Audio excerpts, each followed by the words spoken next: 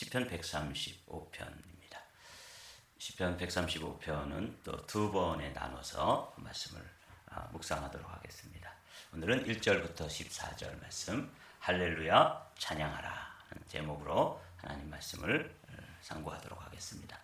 먼저 1절, 2절 우리 한 목소리로 받들어 읽겠습니다. 할렐루야, 여호와의 이름을 찬송하라.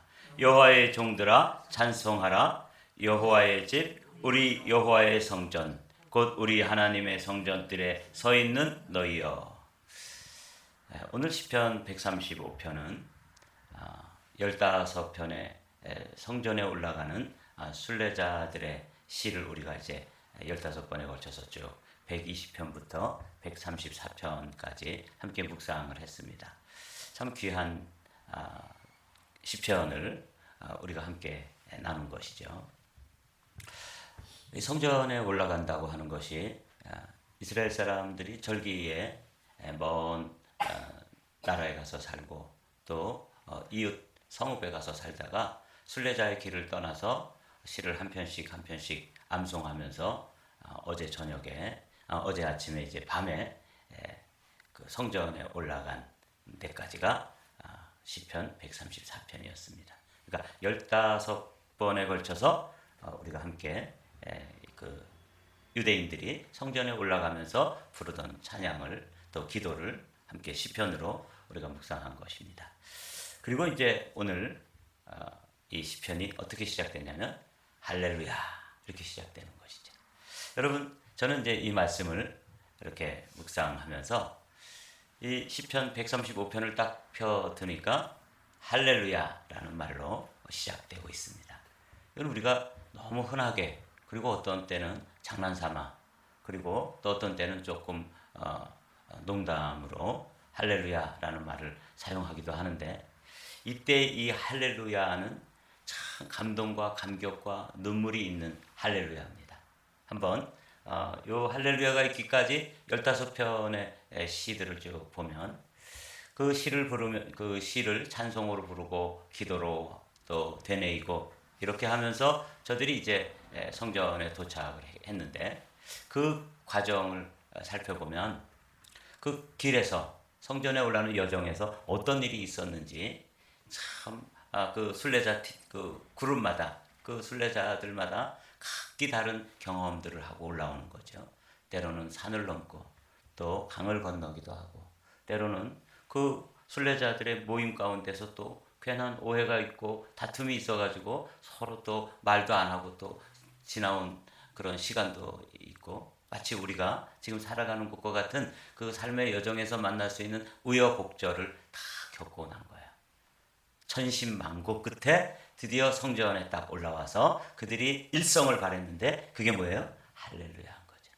저는 이제 이 말씀을 이렇게 보면서 우리가 천국에 딱 도달했을 때 지금 우리가 순례자의 길을 가고 있는 거잖아요. 더군다나 우리는 이민자의 삶을 살면서 이 믿음의 길을 가고 있는데, 우리나라에서 신앙생활 할 때와는 또 다르게 이 머나먼 이국 땅에 와서 때로는 외로움도 있고, 때로는 남몰래 짓는 눈물도 있고, 때로는 후회도 있고, 그렇죠?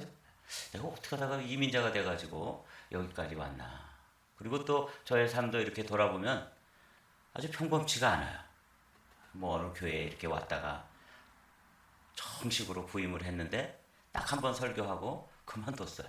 주일날 딱 한 번 설교하고 1년 넘게 뭐 이렇게 분쟁이 있었고 또 뭐 재판도 하고, 그 긴 과정, 심지어는 뭐 그 재판 끝에 남들이 한 번도 가보지 않고 웬만한 사람들은 가보지 않은 그런 감옥까지 다녀오는 별 참 이상한 일들을 다 경험하고, 그렇게 이제 여기까지 온 거죠.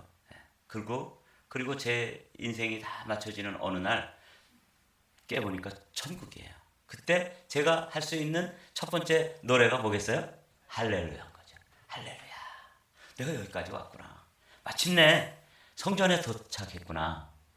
강 건너 또 산 넘어, 그리고 또 눈물이 있는 밤을 지나고 그 안에서 또 뭐 다툼이 있고 오해가 있고 시기가 있고 질투가 있고, 또 어떤 때는 뭐 또 중간에 그 순례자의 긴 여행 기간 동안에 또 물건이 없어지기도 하고 누가 훔쳐갔나 의심을 하기도 하고 하여튼 뭐 이런 우여곡절 끝에 천신만고 끝에 성전에 도달해서 그들이 제일 첫 번째로 발했던 노래가 뭐냐면 할렐루야라는 거죠. 그래서 이 시편 135편은 이렇게 딱 펼쳐드니까 어디에 도착했을 때 감동이 느껴지냐면 천국에 우리가 도착해서 눈을 딱 뜨는 순간에 예수님이 거기 계시고 또 천군과 천사들이 쫙 둘러서 있고 우리보다 먼저 간 성도들 앞서 가서 도착해 있는 순례자들이 있을 거 아니에요. 그들이 막 박수를 쳐주고 환영하며 그때의 그 감격을 뭐 다른 말로 어떻게 표현할 수가 있겠습니까?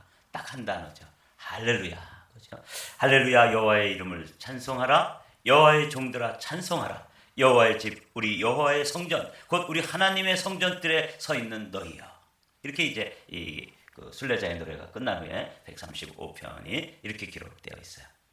저는 시편이라고 그럴 때 이 시편이 이제 편자가 한 조각 한 조각 이렇게 나뉘어서 앞과 뒤가 연결되어 있지 않은 그런 성경으로 배웠거든요.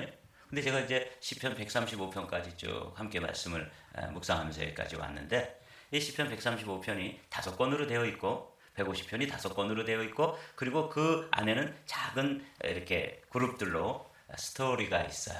그 안에 이야기가 우리 사는 이야기들이 이 안에 다 시어로 녹아 있다는 것을 발견하게 되면서 오늘 시편 135편은 그런 감동이 있는 것이죠. 그래서 우리가 천국에 갔을 때 할 수 있는 게 뭐냐면 할렐루야거든요. 한번 요한계시록을 한번 보도록 하죠. 내가 또 보고 들음에 보좌와 생물들과 장로들을 둘러선 많은 천사의 음성이 있으니 그 수가 만만이요 천천이라. 큰 음성으로 이르되 죽임을 당하신 어린 양은 능력과 부와 지혜와 힘과 존귀와 영광과 다 같이 시작 찬송을 받으시기에 합당하도다 하더라. 천국에서 벌어지는 장면입니다. 많은 천군과 천사들이 거기 둘러서 있고 한 분을 뵀는데 우리가 늘 사모하던 그분이에요. 여기 보니까 죽임을 당했던 어린 양, 이 예수님이죠. 그분을 우리는 한눈에 알아볼 수 있어요. 왜냐하면 손에 못자국이 있을 것이고 그분의 그 온화한 모습. 그래서 한 번도 우리가 실물로 예수님을 보지는 못하고 그 초상화로 화가들의 영감을 통해서 이런 모습일 것이다, 저런 모습일 것이다 이렇게 그려놓은 그런 그림으로만 우리가 상상했던 그분이지만 단박에 알아볼 수 있을 거라고요. 그분은 뭐 어떻게 못 알아볼 수가 없어요. 아, 저분이 우리의 주님이시구나. 죽임을 당한 어린 양 그리고 천군과 천사들 사이에 이렇게 둘러서서 찬양을 받으시는 그런 모습입니다. 내가 또 들으니 하늘 위에와 땅 위에와 땅 아래와 바다 위에와 또 그 가운데 모든 피조물이 이르되 보좌에 앉으신 이와 어린 양에게 다 같이 시작 찬송과 존귀와 영광과 권능을 세세토록 돌릴지어다 하니 내 생물이 이르되 아멘 하고 장로들은 엎드려 경배하더라. 이게 천상의 예배 장면입니다. 천국에 갔을 때 이렇게 아주 웅장한 그런 찬양이 경배와 또 그 예배가 올려지는 그런 장면입니다. 그래서 저는 시편 135편을 딱 펴들고 천국에 갔을 때도 우리가 둘러서 있는 많은 먼저 도착한 순례자들 그리고 작년 절기에 만났던 또 그런 사람들 그 성전뜰에 서가지고 수없이 많은 사람들과 거기에 사실은 보이지 않지만 천군과 천사들 동행했던 천군과 천사들과 함께 그 성전에 서 있는 감동과 감격이 이 시편 135편입니다. 계속 한번 읽어보죠. 그래서 천국에 가면 우리가 세세토록 찬송과 존귀와 영광을 돌린다고. 그래서 한편으로는 지루하겠다. 그 천국 가서 맨날 찬송 부르려면 그건 뭐 좀 지루하지 않을까? 이런 어린아이와 같은 생각, 또 어리석은 생각이죠. 그런데 제가 시편 120편부터 134편까지 긴 15편의 시편이 순례자들의 노래, 성전에 올라가는 노래라는 표제가 붙은 이 시편을 쭉 읽고 135편을 딱 폈을 때 그때 그 눈물로 지새웠던 밤, 또 어떤 경우에는 강도들에게 당했던 위험들, 또는 뭐 화적대에게 쫓겨서 막 또 급하게 쫓겨갔던 것들, 그 내부에서 일어났던 갈등과 아픔들 이런 걸 다 뒤로 하고 그 성전에 섰을 때 그 감동과 감격이 밀려왔을 때 그 찬송을 어떻게 한순간에 다 끝낼 수가 있겠습니까? 그래서 세세토록 찬송한다고 하는 것이 조금 이해가 됐어요. 야, 그렇구나. 우리가 이 땅을 살아가면서 이제 어느 날 천국에 도착할 텐데 그때 그 천성에 도착했을 때 그 감동과 감격을 할렐루야 여호와를 찬송하라. 여호와는 선하시며 그의 이름이 아름다우니 그의 이름을 찬양하라. 여호와께서 자기를 위하여 야곱 곧 이스라엘을 자기의 특별한 소유로 택하셨음이로다. 여기 찬송을 불러야 되는 두 가지 이유가 요 3절과 4절에 나와 있는데, 하나는 우리를 그 순례자들을 그 성전까지 인도하신 하나님의 이름, 그분이 이제 그 이름에는 그 하나님의 성품, 하나님의 하나님 되심이 다 드러나 있어요. 그러니까 그게 이제 성품이잖아요. 그 이름 때문에 그의 이름이 아름다우니 그의 이름을 찬양하라 그러는 거예요. 여러분, 하나님의 이름 여러분 기억나는 거 있습니까? 여호와라고 하는 이름과 합성어로 되어 있는 것들이 우리 삶에 필요한 것들입니다. 여호와 샬롬. 그럼 우리는 사실 샬롬이 없어요. 근데 여호와 하나님께서 우리에게 샬롬을 가져다 주시기 때문에 그 이름이 그렇게 아름다운 거죠. 여호와 니시. 우리는 매일 삶에서 넘어지고 실패하고 또 다시 뒤로 물러가고 패배하고 그렇게 하는 것이 우리의 삶인데, 우리의 삶을 찾아오셔서 우리 순례자의 길을 가는 저와 여러분들을 손잡아 일으켜 주시면서 여호와 니시, 여호와 라파, 여호와 로히. 여호와 로히는 뭐예요? 여호와는 나의 목자시다, 그런 뜻이에요. 여호와 이레. 그리고 내일 일을 모르고 우리가 이제 오늘 하루를 출발하는데, 내일 일을 사실은 여호와 이레, 그분의 이름 가운데 준비하고 계신 거예요. 다 들어있어요. 여호와 삼마, 하나님께서 거기 계십니다. 그래서 어떤 때는 길을 가다가 하나님이 안 계신 것처럼 느껴지고 하나님의 부재가 느껴지지만 우리는 그 여호와의 이름 가운데 뭐가 들어있는 거예요? 하나님이 거기 계신 거죠, 우리 삶의 한가운데. 그래서 이런 찬양을 하는 거예요. 이런 것만 해도 세세토록 찬양하는 거죠. 여호와 하나님, 여호와라고 하는 그분의 이름 가운데 들어있는 그 어마어마한 은혜와 축복들과 우리에게 베푸신 그 놀라운 일들을 찬양하는데 어떻게 한두 시간 하고 마칠 수가 있겠어요? 그러니까 세세토록 찬양하는데 그 첫 일성이 뭐라고요? 할렐루야. 여호와를 찬송하라. 여호와는 선하시며 그 이름이 아름다우니 그의 이름을 찬양하여라. 그리고 하나님의 그 무한대이신 그 하나님의 이름을 찬양하는데도 무한한 시간이 필요한 거죠. 그래서 세세토록 찬양할 수밖에 없는 것이고요. 두 번째, 그 놀라우신 하나님이 아무것도 아닌 티끌과 같은 존재인 우리를 어떻게 삼으셨냐면 야곱 곧 이스라엘을 자기의 특별한 소유로 택하였음이로다. 여기 두 이름이 나오죠. 같은 사람인데 두 가지 이름으로. 마치 우리가 이민자로 살아가기 때문에 여러분들도 한국에서 부모님이 지어주신 이름이 있고 또 미국에 와서 부르기 편하게 여러분들도 영어 이름이 있잖아요. 그런 것처럼 이 야곱이라고 하는 사람은 원래 태어날 때 아주 사기꾼 기질을 가지고 자기 형한테 뒤지지 않기 위해서 발뒤꿈치를 잡고 태어난 그런 아주 뭔가 그 야비하고 또 속임수가 능하고 아버지도 속이고 또 형님도 속이고 이거 아주 보통 사람이 아니에요. 우리 중에도 그런 여러분들이 만난 사람 가운데도 꼭 야곱 같은 사람이 있죠. 이 사람이 하나님을 만나고 변화되었을 때 그 이름이 누구예요? 이스라엘입니다. 하나님과 겨루어서 이기었습니다. 그런 이름으로 바뀐 거예요. 야곱 곧 이스라엘이죠. 이게 누구냐면 우리예요. 우리는 사실 우리의 본래 성품, 우리의 본래 모습을 따지면 한마디로 말하면 야곱이에요. 저도 마찬가지고요. 야곱이었는데 주님께서 우리를 만나주시고 우리를 바꾸어서 뭘로 만들어주신 거예요? 하나님 나라의 백성. 하나님이 우리한테 져주셔요. 우리가 막 기도하면 그래 알았어. 그리고 응답해 주시잖아요. 어떻게 보면 엉터리 같은 걸 구해도 그 엉터리 같은 기도를 바꾸어가지고 선한 것으로 바꾸어서 응답해 주시는, 져주시는 거예요. 마치 우리가 자녀들에게 져주잖아요. 이게 야곱 곧 이스라엘이 자기의 특별한 소유로 우리를 택하셨다. 이 특별한 소유로 택하셨다는 것을 다른 번역으로 봤더니 이렇게 되어 있더라고요. 4절 그 밑에 있는 걸 한번 읽어볼까요? 시작. 주님께서는 야곱을 당신의 것으로 택하시며 이스라엘을 가장 소중한 보물로 택하셨다. 이렇게 번역이 되어 있더라고요.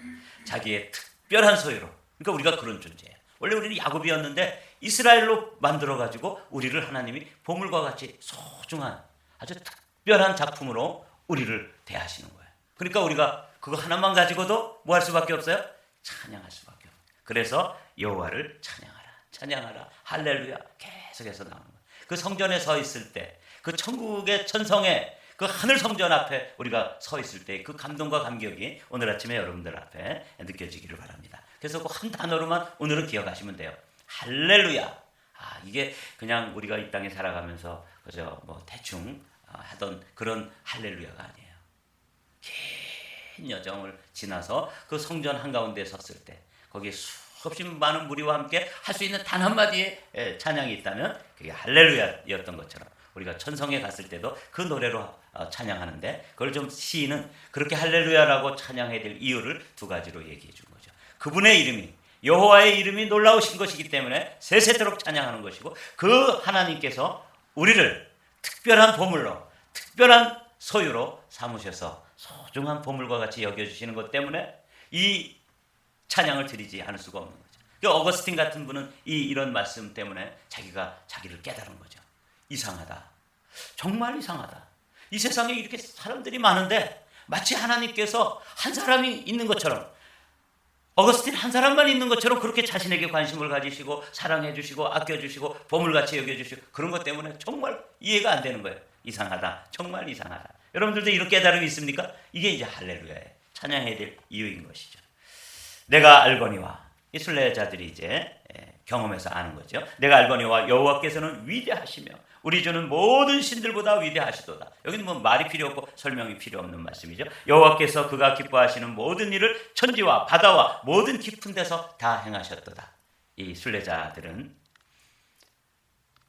하늘과 땅 그리고 바다 그리고 깊은 절망적인 상황 뭐 이런 데서도 하나님께서 무사히 그 성전까지 인도해 주셨고 우리의 삶을 무사히 천국까지 결국은 마침내 천국에 인도해 주시는 그런 것들을 지금 찬양하는 거예요. 하나님께서 그 크신 하나님이 이런 일들을 이루셨다는 것이죠. 안개를 땅 끝에서 일으키시며 비를 위하여 번개를 만드시며 바람을 그 곳간에서 내시는도다. 여러분 여기 안개, 비, 번개, 바람, 폭풍우 이런 것들이 무슨 뜻인지 마음에 다가오시나요? 순례자의 길을 가는 동안 이런 걸 만난 것이죠. 어떤 날은 날이 너무 굳어가지고 한 발자국 앞도 내다보이지 않는 안개가 한 치 앞도 보이지 않는 그런 날도 있었고 막 그냥 모래바람이 막 불어가지고 정말 한 걸음도 내디딜 수 없는 그런 또 악천후를 만나는 날도 있었고 막 번개가 치면서 비가 쏟아지는 날도 있어.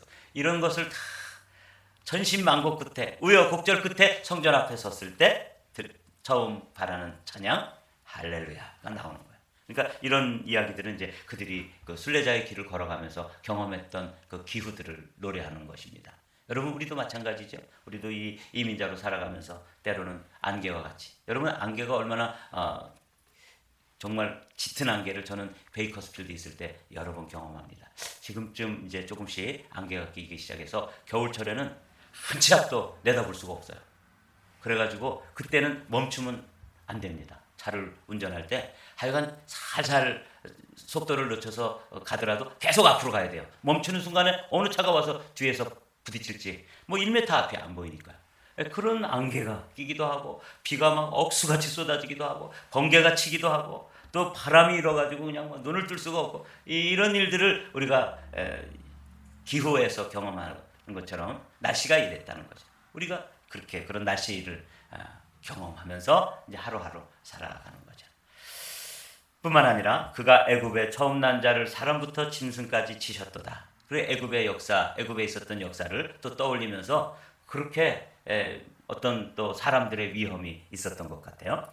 애굽이여 여호와께서 내게 행한 표적들과 징조들을 바로와 그의 모든 신하들에게 보내셨도다. 그가 많은 나라를 치시고 강한 왕들을 죽이셨나니 곧 아모리 왕 시혼과 바산 왕 옥과 가나안의 모든 국왕이로다. 그러니까 그 순례자의 길에서 사람들이 그 중간중간에 마을을 지날 때 그 사람들이 이렇게 마치 애굽에 있을 때 바로의 신하 그 군대들처럼 때로는 가나안 땅을 이제 들어가서 정복하려고 그럴 때 그 가나안 동편에 있었던 바산 왕, 그 아모리 왕 시혼, 바산 왕 옥 그리고 그 가나안 땅의 모든 그 원주민들의 그 왕들이 군사를 이끌고 와서 막 이스라엘을 공격해 왔던 것처럼 이걸 이제 역사적인 어떤 이야기들을 들어서 자기들이 그런 것들을 그 순례자의 길에서 경험했던 걸 지금 기록해 놓는 거예요.